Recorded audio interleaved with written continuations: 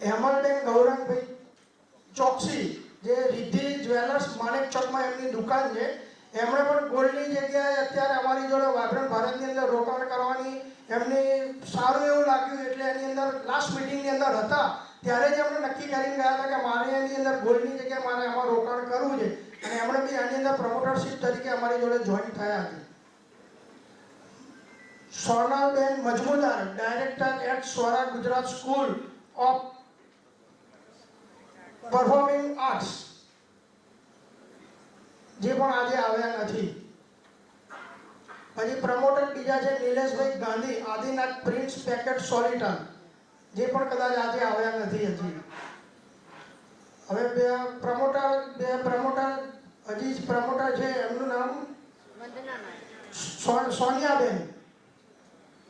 એ સોનિયાબેન, આ સોનિયાબેન ગઈ 13 તારીખની સમિટની અંદર અમારી જોડે હાજર હતા.